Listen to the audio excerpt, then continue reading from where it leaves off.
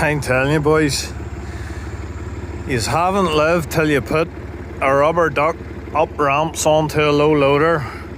Wait for it. No steering, no wheel brakes, no slew brake, and least of all, completely different levers. Right hand slew. No brakes of any kind, boy. Slew brakes or anything. It's been a brave while since I've had an out rush like that. But she's home anyway. We'll assess her and see if she's going to Mackenzie's or not. Some diesel, check. Some hydraulic oil, check. Some chains and straps and a couple of shackles, check. I think the only other thing I need is 24 volt jumper pack, and we're good to go. So what am I doing today? Today I'm going to collect a 1974 O&K rubber duck. If you don't know what that is, watch to the end of the video. So yeah, absolutely ancient old digger in quite a bad state of repair, has been abandoned for 20 years plus. It's rusted extremely badly. It's on, as I said, it's rubber duck, so it's on rubber tires, and I don't think it has any travel brake, so I'm going to attempt to get it up onto a low loader, which is what these chains are for. I walk it as best I can, and then I'll have to chain it on to the low loader. So it should be quite entertaining. It has continental controls, which are completely alien to myself. I'm used to the ordinary controls that are known worldwide. I'm not sure what the name for the worldwide standard pattern is. Normal pattern where your slew is on your left hand lever side to side. On this excavator is on the right hand lever, so everything's back to front and upside down. So you'll basically be watching a beginner attempting to load an absolutely ancient excavator with no brakes onto a low loader. It could be quite entertaining and hopefully not fatal. So yeah, stay tuned and we'll go and see it where it's been hiding, strangely enough, right slap bang in the middle of suburbia in a housing estate where it's been parked for at least 20 years. So yeah, let's get to it. So this has been here since 1999. Good grief. Incredible. She's rustic. Yes, she's rustic, yeah. but that's the appeal. That covers a lot of stuff. That's the appeal, you see. Exactly. The moss adds to the patina, so it does. It's good that the wee vandals didn't get it. Aye. So it is. Well, she's still, well, she started that last day. Let's hope it's still. Yeah. And the portal axles, they're very interesting. Uh-huh. And the ivy, it grew out over the top of the tires as well. Yeah. Oh, I did. So no, we'll get the battery, the jump pack on her, and see what she says. An mh3.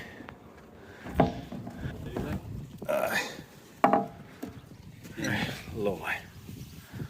So put some hydraulic oil in. Hopefully get some steering. That's completely off, like.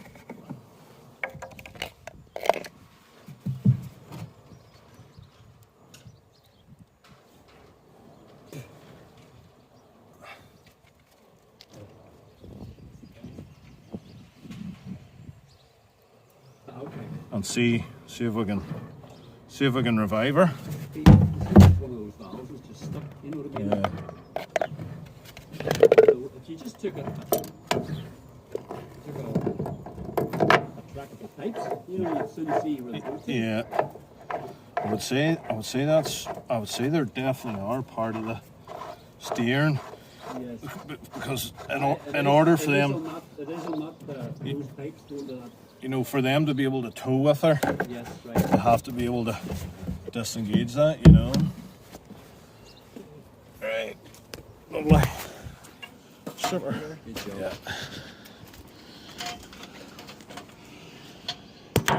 Yeah. So that's positive there. Positive is here, and the bare one is negative. The one away from is negative. There's nothing connected until I switch it on. Yeah. There's it. And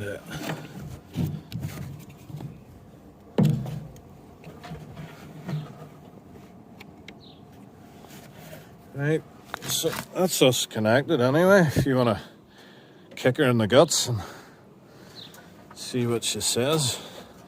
So,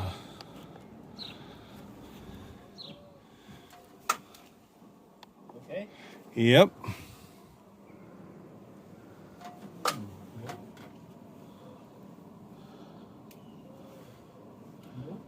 Nothing yet. Oh, that's it. You ready? Yep.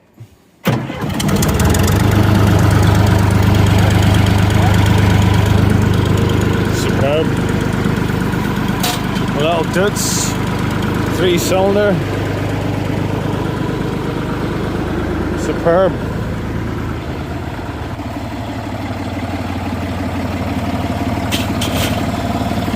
Where do we put the Ivy League? She's out of it. Unreal. So 8 years since you was started, you reckon? No, well, I started her 3 years. Aye. 8 years since we used seriously, like. Yeah. Well, people ask me to do mh3s in a car.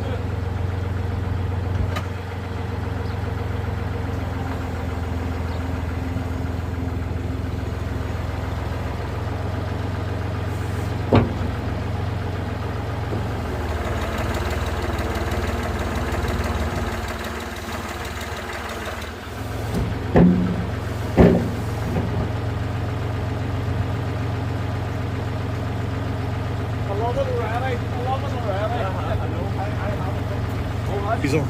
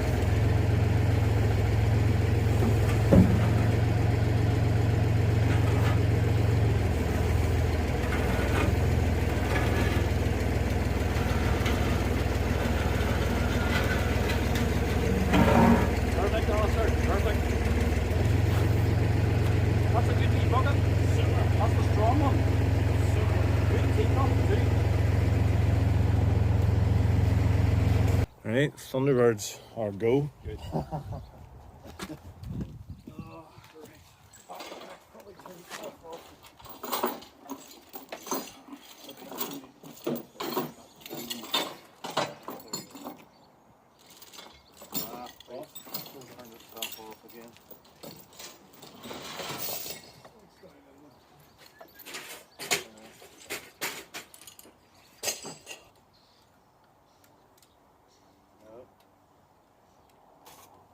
Oh, yep, we've got something here, we're live. Jump start.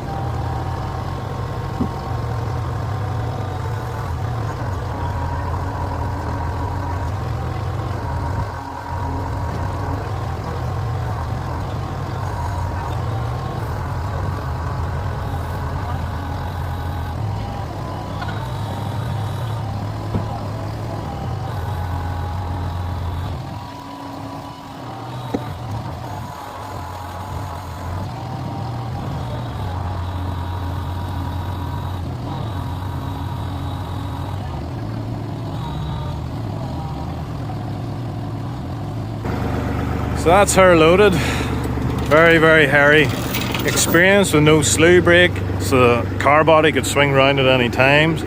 No brake on the wheels, no steering. Yeah, that was definitely a rush. And of course, continental controls, which I am totally unfamiliar with. So that was exciting to say the very least. So we'll get our chain down and then lift the bucket.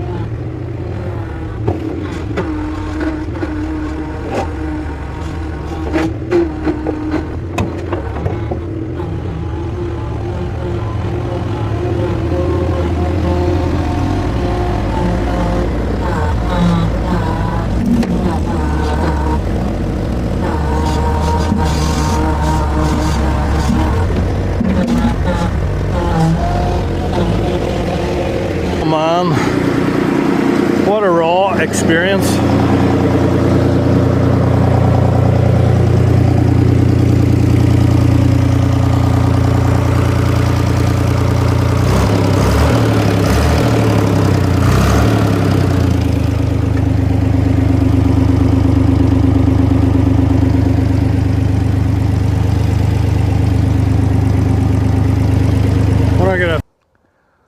So there we have it, ladies and gentlemen.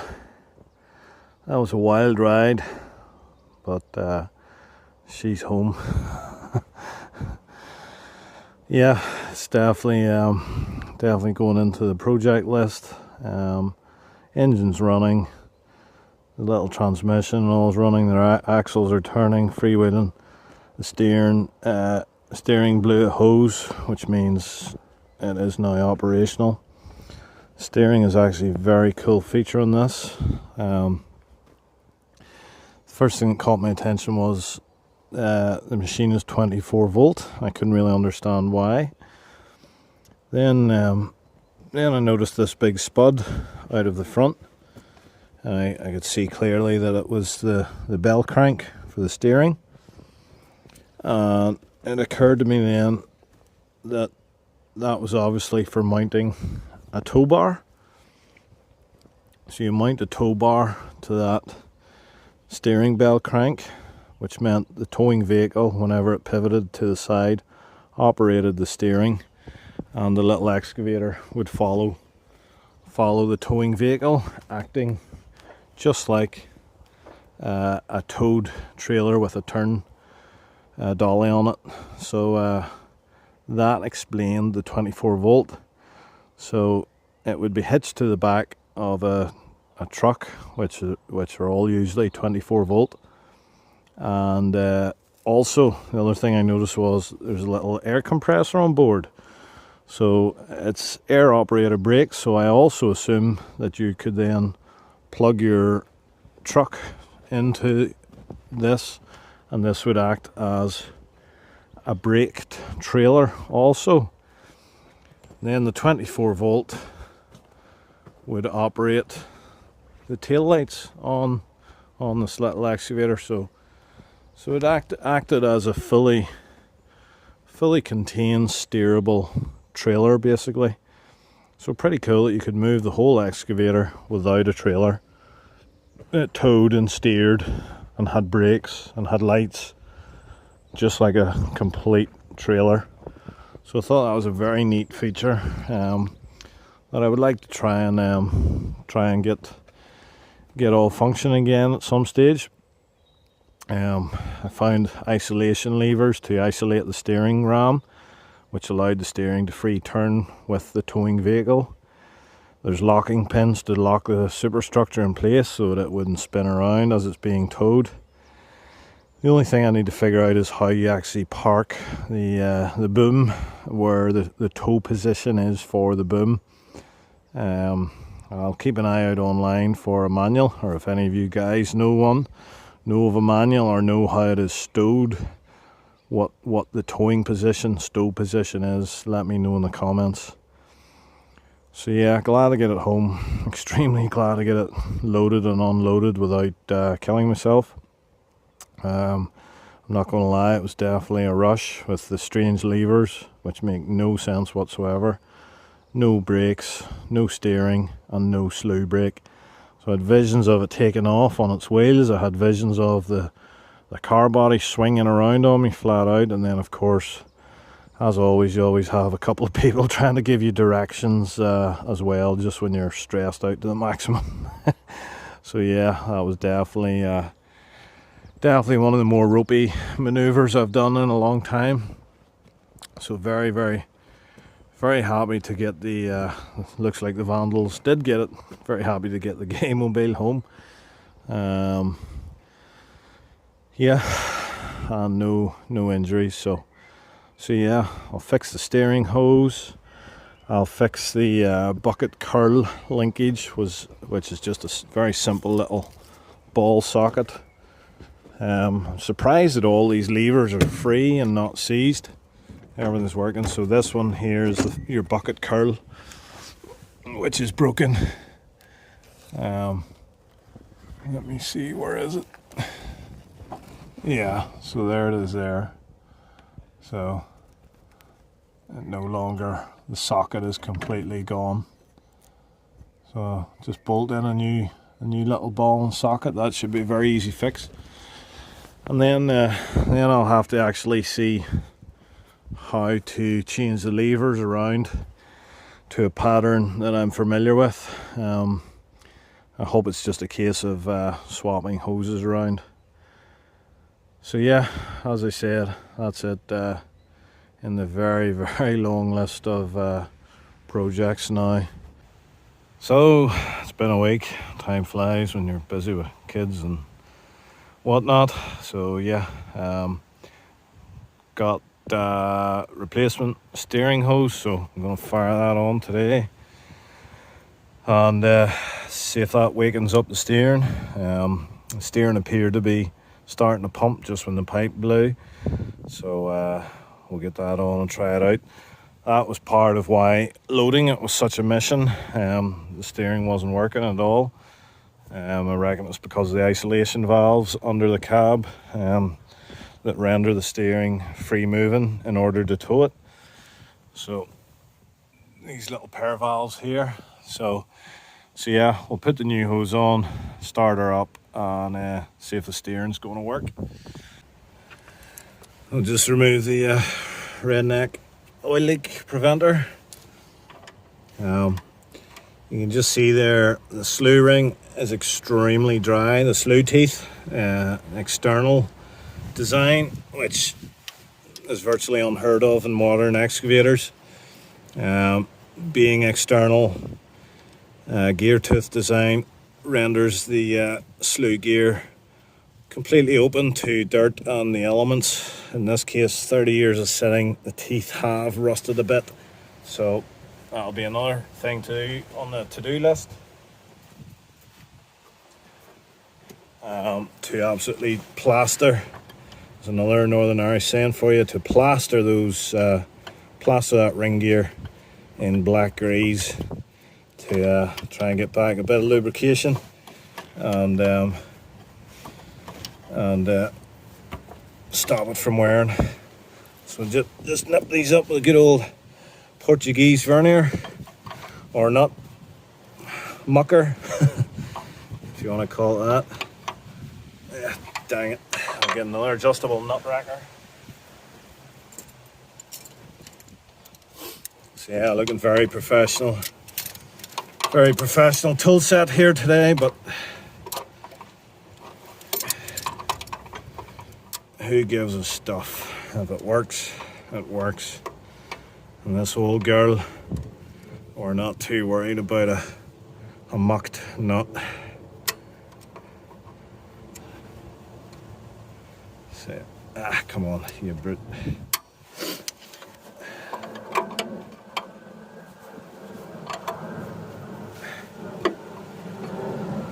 That'll do. I'm happy with that. So the next little task is the control lever here, which would normally be your slew left and right, but in the case of this crazy little machine is the bucket curl and dump. So unfortunately the little ball end currently looks like this. You can just make out the remains of the socket, which should look like one of these. Big thanks to cousin Malcolm, sourced these for me.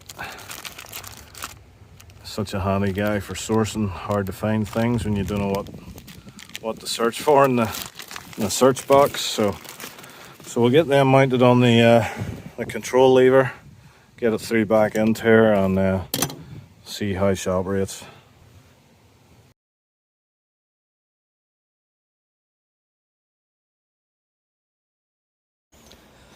Well, that's a royal pain in the ass. Working with left hand and right hand threads, so you try and screw the rod down in. It wants to screw this here out, and The rod goes below the level of this tube, so you can't get the flipping vice grips to hold the rod while you screw the end. And then underneath, access is an absolute ballyache as well. We have another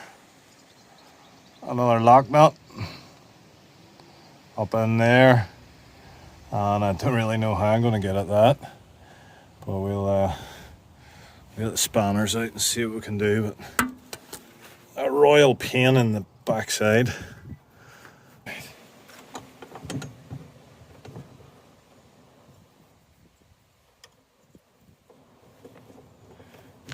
I reckon, of course, it's going to be nice and seized. Right, so I think I'm going to screw this out a little bit. The lever's in a hair too much. I'm going to screw it all the way off in order to see how much thread it's catching by, because I don't want to tighten the lock nut. Strip threads, that's okay. So we'll screw it down about halfway. See what the lever position looks like now. That's pretty good. I'm happy with that, I think.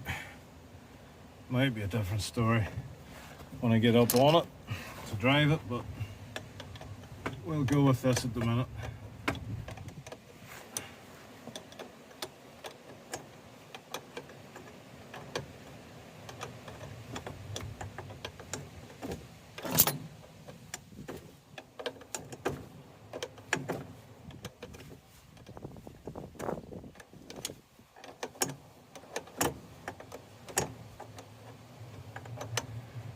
Right.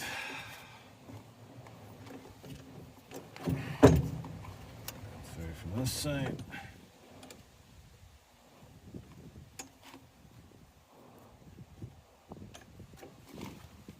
Bingo. Can't believe those items are not rusted up. I'm covered by these little bits for 30 years.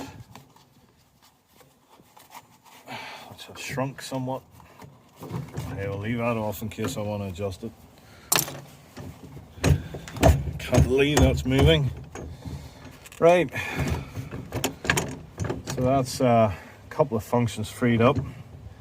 Next, we're going to swap the pipes around.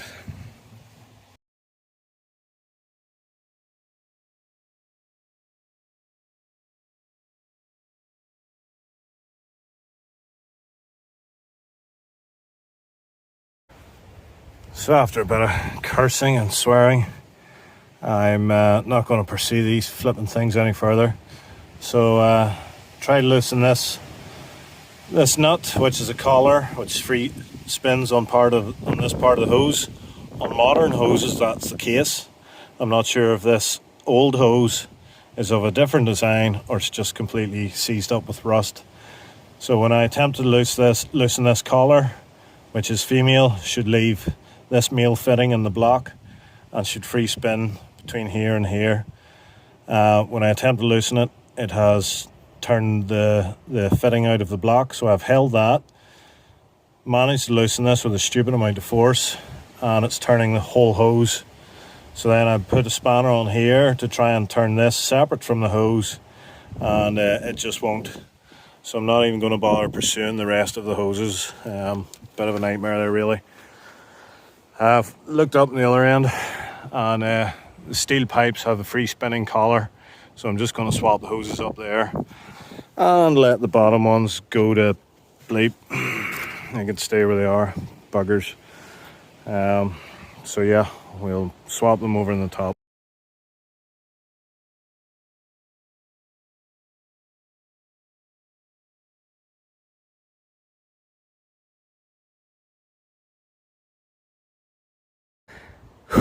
Well, that was a royal pain in the backside.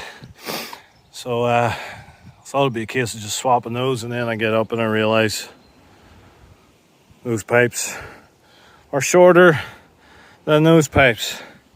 So to swap 4 pipes around, I had to unscrew all 8 ends all 8 ends, which were seized to infinity, and we're an absolute flipping sweating match to get free. But anyway, got the free, got them swapped over, and I hope I've put them in the right place in all the rage and confusion and battle. But anyway, I'm going to get the jump pack and just give it a little trial run before I nip the hoses up, just in case I have to swap some of them over. So we'll put the jump pack on and see how little oil is in this machine. I reckon there's no oil left in it now, but sure, we'll get some more and top her up if she needs it.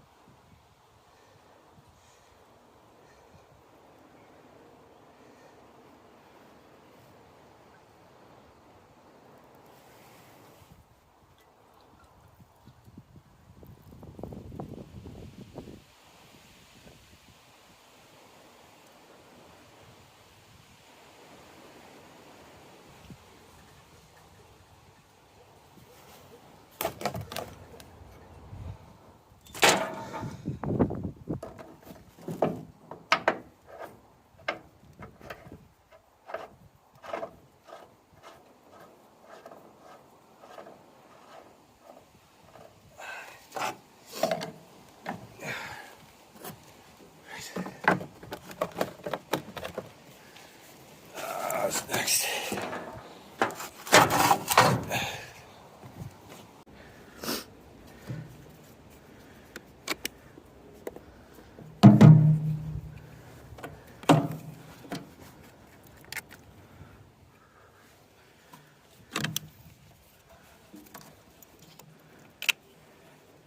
Some nice terminals. So turn a little pack on. At the 24 volts. These lithium polymer battery packs are absolutely frightening. The quantity of power they can hold. So that's 12 on 24 volt. I'll fire her up and see if she's going to starve for oil or not.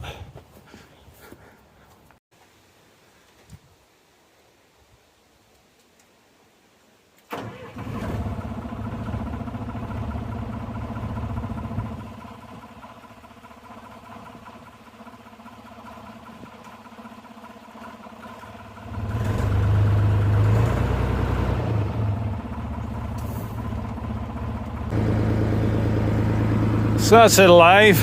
All the hoses tightened up, all the fittings tightened up. It's pretty much where I wanted to be, except the slew and the bucket curl are still in opposite places. I don't know how I'm going to convert this, because the pipes for the slew are steel from the valves right to the slew motor, so it's not, unfortunately, as simple as swapping over rubber hoses. So I'll have to look into that further. I might have to change linkage under the cab.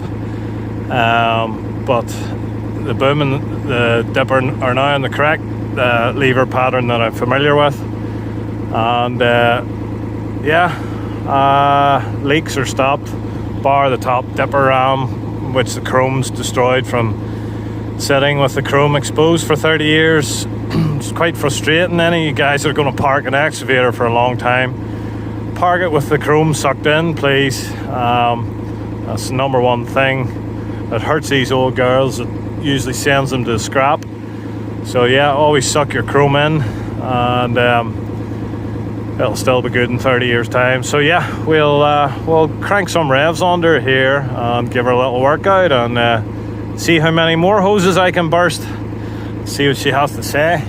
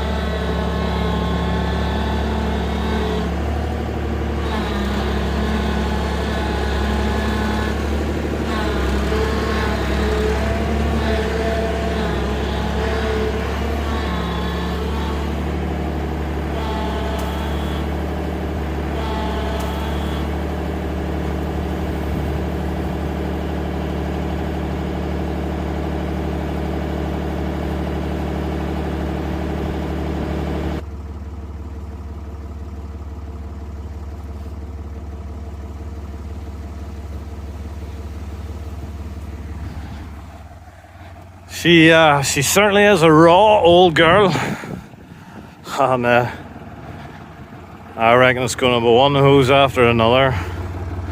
Just as Big Lee said, he made me two steering hoses because he said no point making one because the other one's going to blow straight away. And lo and behold, it's just blown. So I'll put the other steering hose on. But man, it's good to have some steering back.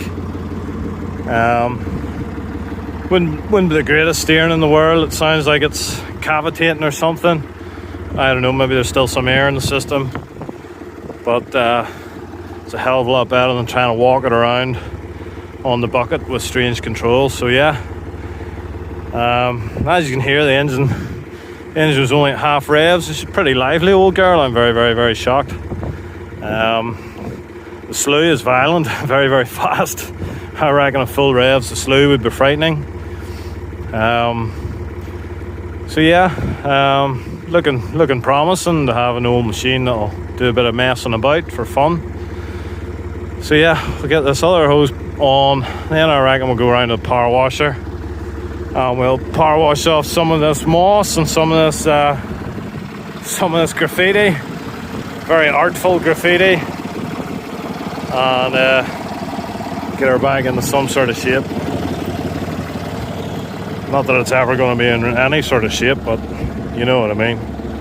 So yeah, we'll fire the other hose on. Oh, I love hydraulic hoses.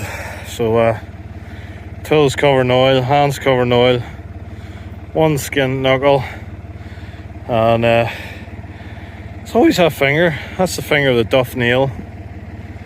That fingernail never grew back right after smashed the end of the finger.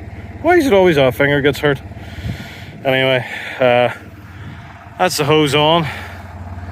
So we'll head around to the power washer and wash some of that moss off her butt, and hope she doesn't blow another hose on the way around there, and maybe have a little dig just for fun. I have to say, driving it with no slew brake is interesting because the top frame just wants to swing about as it pleases, just wherever it feels. So have to be careful driving past vehicles that it doesn't swing and flip and hit something.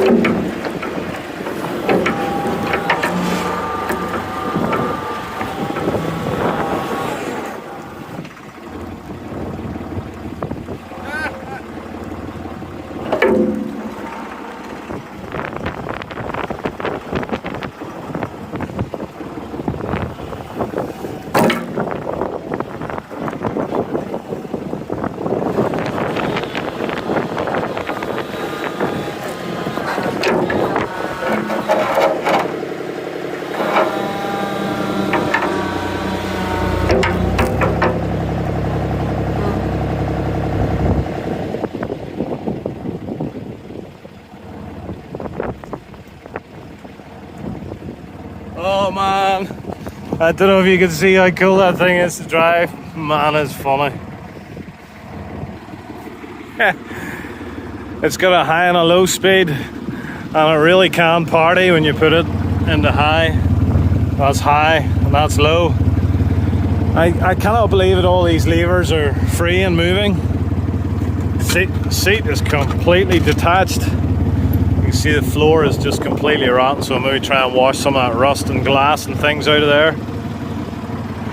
We'll get this moss off the butt, but yeah, she really can boogie in high box. I'm going to have to find a slew lock or some way to park the bucket, because as you can see, it's just spinning around like a merry-go-round. So great fun. I'm liking this little machine more and more. It really can't move for an old girl. So yeah, we'll get a little wash. Let's see what's next.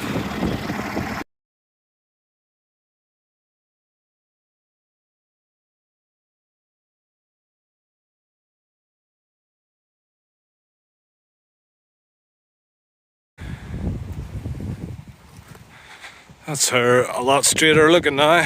It's amazing what a good power wash will do. Get rid of all the moss and oil and grease and graffiti. Cab's still rotten. I'll probably chop it off at low level. The boom has cleaned up absolutely beautifully. I've cleaned the undercarriage so that I can look at the axle locks. I blew out all the broken glass and everything in here. I'll just spray all this in oil, stop it from seizing up. But yeah, she's a good one. Yeah, if this is the sort of stuff you like, guys, hit that subscribe button so you can see the next video. Give me a thumbs up if you enjoyed the rescue of this old girl. I've saved it from the scrapyard, but I heavily rely on your likes. Your likes keep my channel supported so that I can in fact purchase and save these old girls from the scrap. And I'll keep trying to bring you content with them. So yeah, if you enjoyed it, thumbs up, subscribe if you wish. Check out my Instagram, I'll leave a link below. And yeah, stay tuned, and I'll catch you on the next video. Thanks for your support, guys. Over and out.